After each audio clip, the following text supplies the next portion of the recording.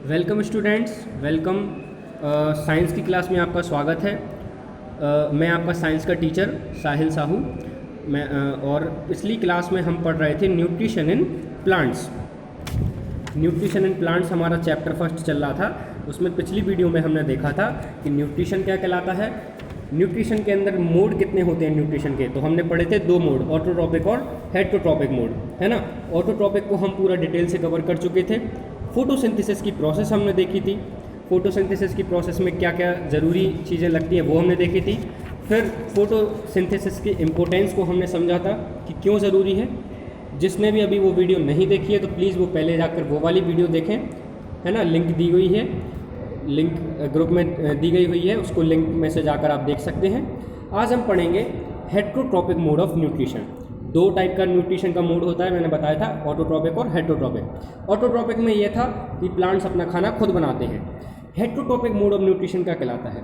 Heterotrophic mode में क्या होता है, प्लांट जो हैं वो, देखिए कुछ प्लांट्स ऐसे हैं, मैंने आपको एक चीज़ बताई थी कि प्लांट्स की पत्तियों में क्या पाया जाता है, क्लोरोफिल पाया जाता है। क्या पाया जाता है, क्लोरोफिल, जिसकी मदद से वो अपना खाना बनाते हैं। लेकिन कुछ प्लांट्स में क्लोरोफिल नहीं होता है, क्लोरोफिल नहीं पाया जाता है, जिसकी वजह से वो अपना खाना नहीं बना पाते हैं। क्या करते हैं, वो अपना खाना नहीं बना पाते हैं। तो अब वो खाना कैसे मिलेगा उनको, वो किसी और प्लांट्स के ऊपर डिपेंड रहेंगे या किसी एनिमल्स के ऊपर डिपेंड रहेंगे, है ना। तो जो प्लांट्स अपना खाना खुद नहीं बना पा रहे हैं वो किसी और के ऊपर डिपेंड रहेंगे, और इसी डिपेंड होने को हम क्या बोलते हैं, हेटेरोट्रॉपिक मोड ऑफ न्यूट्रिशन, है ना। जो हेटेरोट्रॉपिक मोड ऑफ न्यूट्रिशन है तो इनको क्या बोला जाता है, हेटेरोट्रॉप्स। जो plants heterotrophic mode of nutrition करते हैं, यानी कि दूसरे के ऊपर डिपेंड हैं, उन प्लांट्स को हम बोलते हैं हेटेरोट्रॉप्स। और जो खुद बनाते हैं खाना अपना, उनको बोलते हैं ऑटोट्रॉप्स। ठीक है, तो इसके बाद हम चलते हैं। हेटेरोट्रॉप्स जो हैं उनको क्लासिफाइड करा गया है कुछ कैटेगरीज में। हेटेरोट्रॉप्स जो हैं, कौन कौन से प्लांट जो हैं हेटेरोट्रॉप्स होते हैं और कितनी कैटेगरी में उनको बांटा गया है वो हम देखेंगे। सबसे पहले होते हैं हमारे पैरासाइट्स। कौन होते हैं, पैरासाइट्स। पैरासाइट्स होते हैं जो दूसरे की बॉडी में रहते हैं, जो दूसरे की बॉडी में होते हैं और अपना खाना वहीं से लेते हैं, दूसरे की बॉडी से ग्रहण करते हैं अपना खाना, उनको बोला जाता है पैरासाइट्स। ये पार्शियली डिपेंड होते हैं या टोटली डिपेंड होते हैं, या तो कुछ खाना लेते हैं या पूरा पूरा खाना ले लेते हैं। आप ये बगल में देखिए, ये तो सेप्रोफाइट का एग्जाम्पल है, पर अगर मैं आपको इसका एग्जाम्पल दूँ पैरासाइट्स का, तो कुछ हैं जो कि कौन कौन से हैं। Painted cup. पेंटेड कप एक होता है एक प्लांट, ये क्या होता है, दूसरे प्लांट्स की रूट्स में पाया जाता है, जो जड़ रहती हैं। देखिए यहाँ पर समझिए, ये एक प्लांट है, इसकी ये जड़ है, इस पर क्या होगा, पेंटेड कप, जो भी उसका नाम है, पैरासाइट का नाम है, वो इस पर चिपका होगा, हर जगह चिपका होगा। तो वो किससे खाना ले रहा है, वो इस प्लांट से खाना ले रहा है। ये प्लांट खाना, अपना खाना खुद बना रहा है, तो इसकी जड़ों में भी वो खाना जाएगा, और ये जो पैरासाइट है इसकी जड़ों से खाने को निकाल लेगा अपने लिए।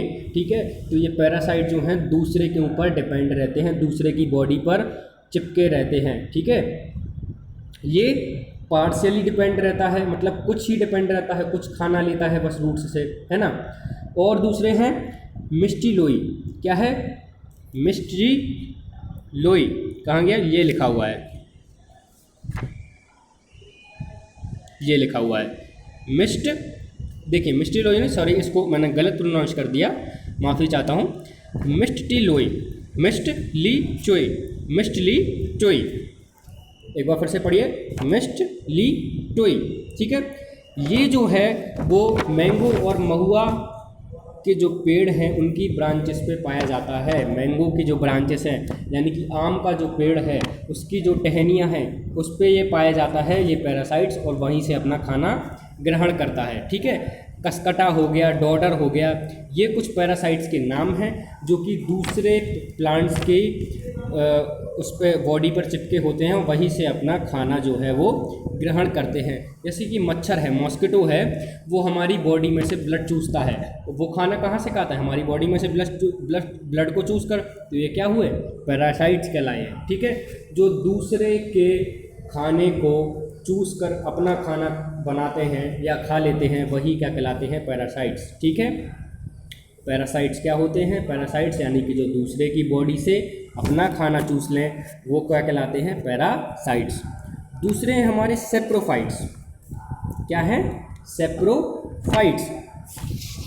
सेप्रोफाइट्स मतलब कि होता है, देखिए डेफिनेशन लिखी हुई है यहाँ पर, saprophytes are those organism that can not manufacture their own food through the process of photosynthesis but obtain nutrition from dead and decaying plants and animal matter. यानी कि जो अपना खाना खुद नहीं बना सकते हैं, है ना, हेटेरोट्रॉप्स है, ऑब्वियस सी बात है अपना खाना खुद नहीं बना पाएंगे, तो ये कहाँ से खाना लेते हैं? जो प्लांट्स, जो एनिमल जो मर गए हैं, जो डेड हो गए हैं, उनसे अपना खाना लेते हैं, है ना, उनसे अपना खाना जो है ये लेते हैं, वो क्या कहलाते हैं? सेप्रोफाइट्स। देखिए पैरासाइट्स भी दूसरे से लेते हैं, पर वो जिंदा प्लांट्स के ऊपर चिपके रहते हैं। वो प्लांट जब तक अपना खाना बनाता रहेगा तब तक ये उससे खाना लेता रहेगा। अब जो मरी गया प्लांट, जब जो मर गया तो उस पर आकर सेप्रोफाइट बैठ जाएगा। अब सेप्रोफाइट अपना खाना इस मरे हुए प्लांट से लेगा।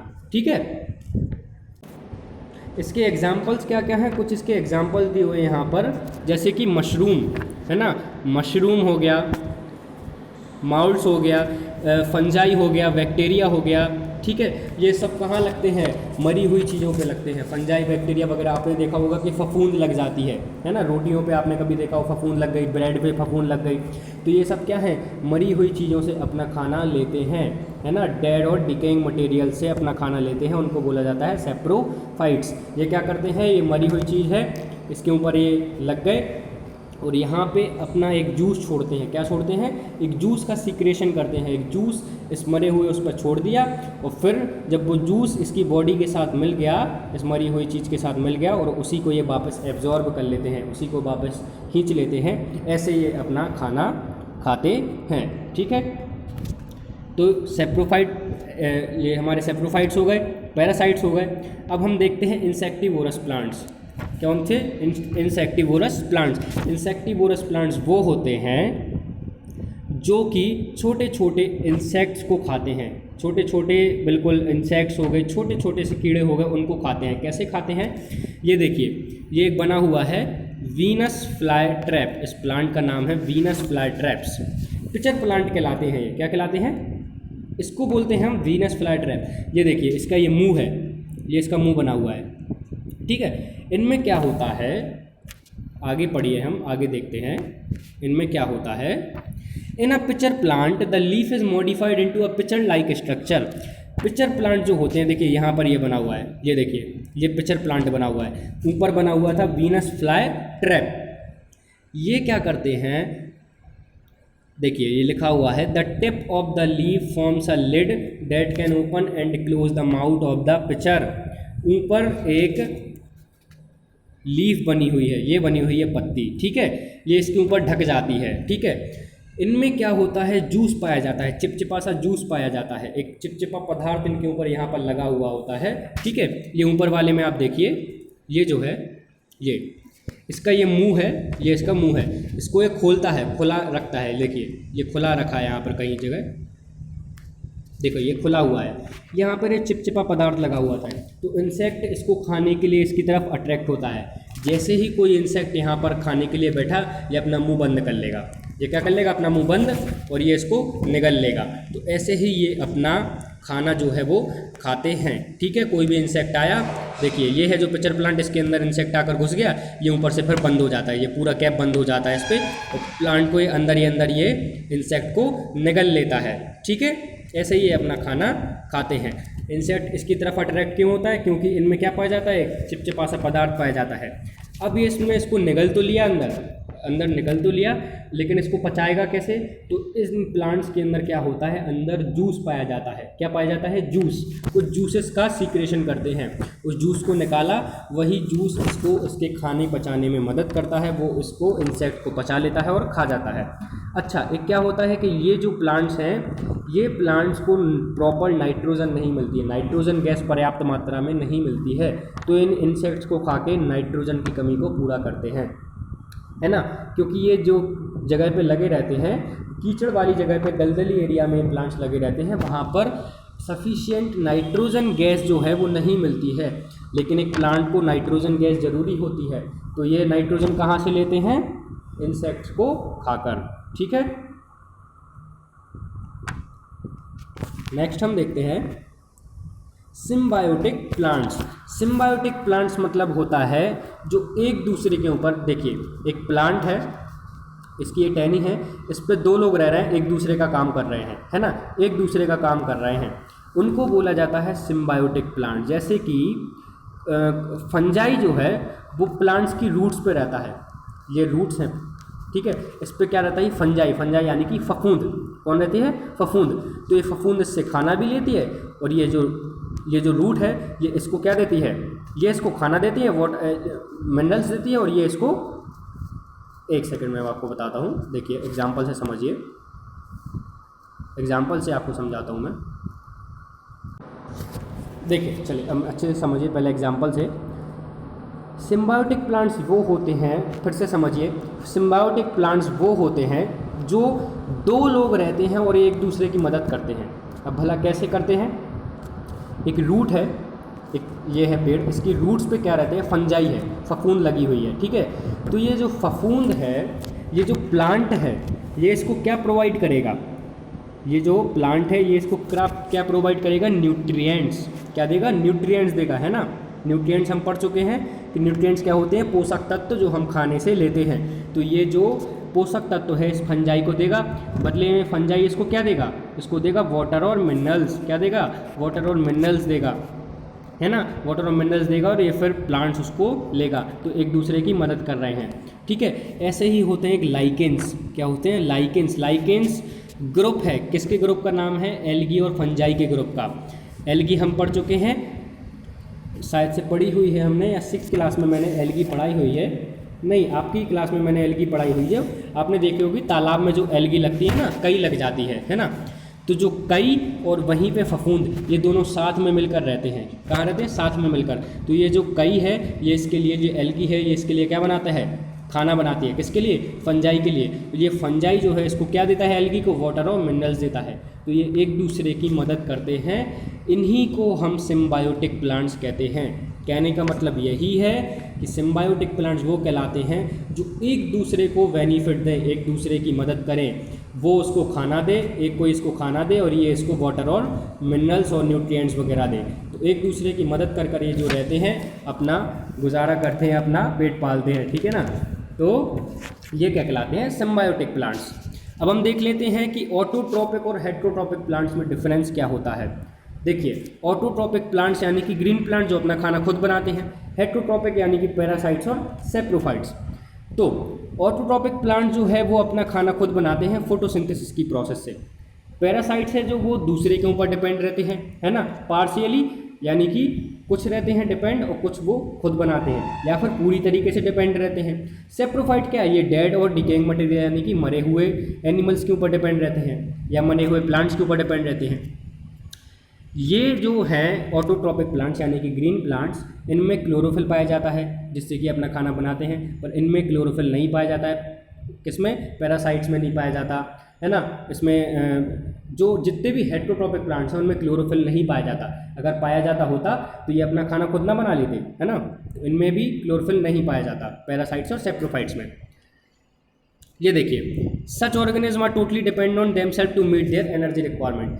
ये जो ऑटोट्रोपिक ग्रीन प्लांट्स हैं ये पूरा का पूरा खाना अपना खुद बना लेते हैं, है ना। जितनी भी एनर्जी है ये खुद खाना बनाकर ले लेते हैं। लेकिन जो पैरासाइट्स है वो डिपेंड रहते हैं किसके ऊपर? होस्ट के ऊपर, ठीक है।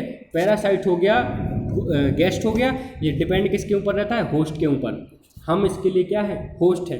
जिसके ऊपर ये बैठा हुआ है, जिससे अपना खाना चूस रहा है, वो क्या कहलाएगा इसके लिए? होस्ट। और ये हो गया गेस्ट, यानी कि मेहमान आए और इनने खाना खिलाया, होस्ट ने खाना खिलाया, तो ये क्या हो गए? पैरासाइट्स हो गए। तीसरा है such organism are depend on dead autotroph and heterotroph. Saprophytes किसके ऊपर डिपेंड रहते हैं? सेप्रोफाइट्स रहते हैं मरे हुए एनिमल्स और प्लांट्स के ऊपर, ठीक है, उनसे अपना खाना लेते हैं, ठीक है। 4th पॉइंट लिखा हुआ है, these organism lie at the base of a food chain. Example rose, banyan tree and all green plant. जितने भी ग्रीन प्लांट होते हैं, देखिए फूड चेन तो आपने पढ़ी होगी। फूड चेन यानी कि सबसे पहले प्लांट अपना खाना बनाता है, फिर उसको आकर हर्बीवोरस खा जाता है, यानी कि गाय खा जाती है, ठीक है, या कोई ग्रासहॉपर खा जाता है। फिर इस हर्बीवोरस को कौन खा लेता है? कार्निवोरस खा लेता है ना, प्राइमरी कार्निवोरस खा लेता है, फिर इसको सेकेंडरी कार्निवोरस खा लेता है। तो ये जो है फूड चेन में सबसे पहले नंबर पे आते हैं कौन? Green plant. ग्रीन प्लांट ही तो सबसे पहले हैं, उन्हीं को तो खाते हैं हर्बीवोरस। गाय क्या खाती है? घास खाती है ना। हॉर्स क्या खाता है? वो भी घास वगैरह खाता है। तो ये फूड चेन में सबसे बेस पे आते हैं, सबसे नीचे आते हैं, ठीक है। पैरासाइट जो है हमारे, वो हमारे सेकेंडरी लेवल पर आते हैं, थोड़ा सा ऊपर लेवल पर आते हैं। कहाँ पर? जहाँ पर देखिए मैंने बताया ना, पैरासाइट्स किसी के ऊपर, पैरासाइट जो है किसी के ऊपर चिपक जाते हैं और वहाँ से अपना खाना लेते हैं, है ना। तो ये जो प्लांट है ये अपना खाना खुद तो बना ही रहा है, अब इस पे आकर कौन आ गया? पैरासाइट। तो ये पैरासाइट जो है वो फूड चेन में दूसरे नंबर पे है, ठीक है। तो तीसरा हम बोले इसको सेप्रोफाइट को। सेप्रोफाइट क्या है? ये सबसे ऊपर लेवल पे है, यानी कि कोई भी जब मर गया, प्लांट जब मर गया, एनिमल जब मर गया, तो उसको सड़े गले पदार्थ को जो खा लेता है, सब कुछ जो खा लेता है, वो क्या है? सेप्रोफाइट है ना। तो क्या देखा कि ऑटोट्रॉपिक प्लांट जो है वो अपना खाना खुद बनाते हैं, पैरासाइट जो है वो दूसरे के ऊपर डिपेंड रहते हैं, और सेप्रोफाइट्स डेड और डिकेइंग मटेरियल यानी सड़े गले मरे पदार्थों से अपना खाना खाते हैं, ठीक है। अब हम देख लेते हैं कि how are nutrient replenished in the soil. जैसे कि सॉइल में जो न्यूट्रिएंट्स हैं तो वो प्लांट्स कैसे ग्रहण करते हैं, कैसे लेते हैं उनको। देखिए, we know that plant absorb mineral and nutrients from the soil. हम जानते हैं कि प्लांट जो है वो मिनरल और न्यूट्रिएंट्स को लेते हैं, कहाँ से लेते हैं? सॉइल से लेते हैं। Plants require a lot of nitrogen to make proteins. उनको बहुत सारी नाइट्रोजन चाहिए होती है प्रोटीन बनाने के लिए, अपना खाना बनाने के लिए, ठीक है। पर प्लांट जो है वो डायरेक्ट नाइट्रोजन गैस को नहीं ले पाते हैं, है ना। तो क्या करते हैं? एक राइजोबियम नाम का बैक्टीरिया होता है।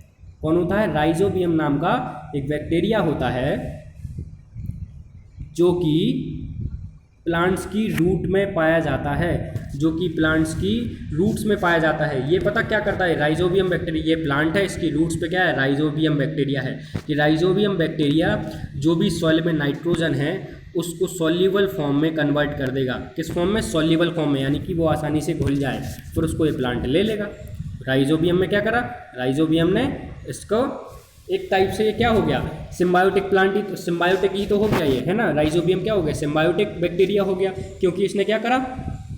इसने प्लांट को क्या दी? नाइट्रोजन दी, और ये बदले में राइजोबियम इससे ले क्या रहा है? इससे क्या ले रहा है? ये रूट्स में पाया जाता है ना। तो इससे ये इसको रहने के लिए जगह मिल रही है ना। ये कहाँ पर रह रहा है? इनकी रूट्स पर तो रह रहा है। तो ये इसको क्या दे रहा है?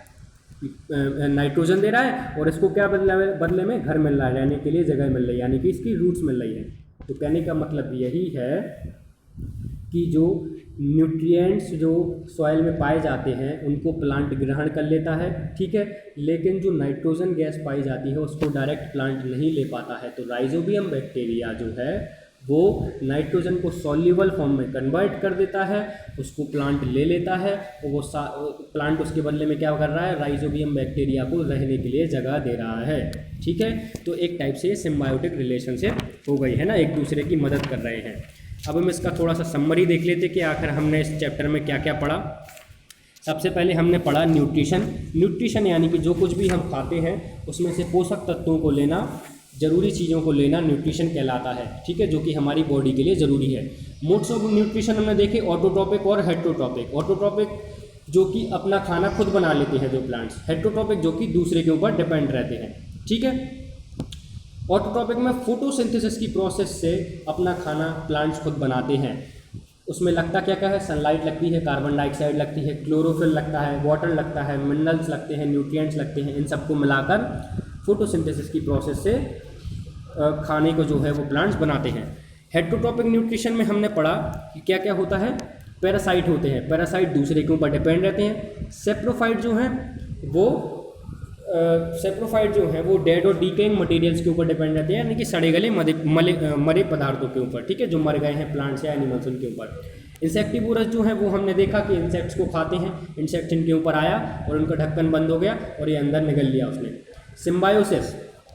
सिम्बायोसिस मतलब क्या होता है? Mode of nutrition in which two different individual associated with each other, यानी कि हमने देखा ना सिम्बायोटिक प्लांट्स, वही जो एक दूसरे की मदद करते हैं। जैसे कि लाइकेंस में कौन है, एल्गी और फंजाई। एल्गी खाना बनाएगा फंजाई के लिए, फंजाई क्या देगा, वाटर और न्यूट्रिएंट्स मिनरल्स वगैरह देगा किसको, एल्गी को। एक दूसरे की मदद जो करते हैं वो क्या कहलाते हैं, सिम्बायोटिक। ठीक है। रिप्लेनिशमेंट ऑफ न्यूट्रिशन, हमने देखा कि न्यूट्रिशन कैसे मिलता है, तो जो नाइट्रोजन डायरेक्ट नहीं ले पाते हैं प्लांट्स, उसको राइजोबियम बैक्टीरिया जो है वो कन्वर्ट कर देता है सॉल्युबल फॉर्म में। नाइट्रोजन वो ले लेते हैं, नाइट्रोजन को ले लेते हैं और साथ में राइजोबियम को क्या मिल जाता है, रहने के लिए जगह मिल जाती है। तो ये न्यूट्रिएंट्स हो गए। ठीक है। ऐसे और सॉइल में जो न्यूट्रिएंट्स रहते हैं उनको सॉइल ग्रहण कर लेती है। ठीक है। तो ये हमारा चैप्टर यहाँ पर ख़त्म हो चुका है यार, और जिसने भी पिछली वीडियो नहीं देखी उसको जाकर देखें। ये वाला चैप्टर हमारा खत्म हो जाता है। और इस चैप्टर में अब हमारे क्या दिए गए हैं, ऑब्जेक्टिव टाइप क्वेश्चन दिए गए हैं, मल्टीपल चॉइस क्वेश्चन और फिल इन द ब्लैंक्स, और ट्रू फॉल्स भी दिए गए हैं। तो आपको सबसे पहला वर्क यही करना है कि आपको वो multiple choice question, fill in the blanks और ट्रू फॉल्स मेरे को बुक में फिल करके फ़ोटो खींच के ग्रुप पर भेजिए। हर बच्चे को ये करना अनिवार्य है, ज़रूरी है। जो भी नहीं भेजेगा उसके पेरेंट्स तक उसकी रिपोर्ट जाएगी कि वो काम कर कर नहीं भेज रहा है। ठीक है। तो आज ही सबसे पहला काम करिए कि चैप्टर को पढ़िए, पूरी बुक रीडिंग करिए, पूरा चैप्टर समझिए। जहाँ पर भी डाउट हो, डाउट को लिखिए। आप ग्रुप पर पूछ सकते हैं, अदरवाइज़ आप मुझे कॉल भी कर सकते हैं। ठीक है। मैं आपके डाउट सारे क्लियर कर दूँगा।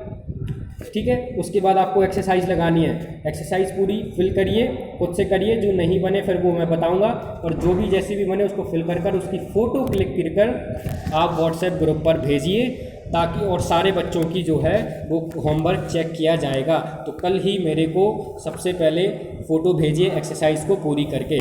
ठीक है। सबके नाम नोट करूँगा मैं, किस किस ने भेजी है, किस किस ने नहीं। ठीक है। इसके बाद जो इसके क्वेश्चन आंसर है वो मैं आपको कॉपी पर लिख कर दूंगा। एक चैप्टर के क्वेश्चन आंसर मैं आपको लिख कर बता दूंगा कि कैसे लिखे जाते हैं। आप उनको लिख लीजिएगा और चैप्टर्स और क्वेश्चन आंसर को मैं समझा भी दूंगा। ठीक है। तो इसकी PDF बनाकर मैं आपको भेज दूंगा आज या कल में। तब तक आप मुझे इसकी एक्सरसाइज करके दीजिए, आज ही करके दीजिए एक्सरसाइज, मुझे आज ही करके दीजिए, ताकि मैं फिर क्वेश्चन आंसर आपको भेज सकूँ। ठीक है। तो ध्यान से होमवर्क करके भेजिए, चैप्टर को पूरा पढ़िए, जो भी समझ में नहीं आया वो मुझे बताइए आप। चलिए, थैंक यू।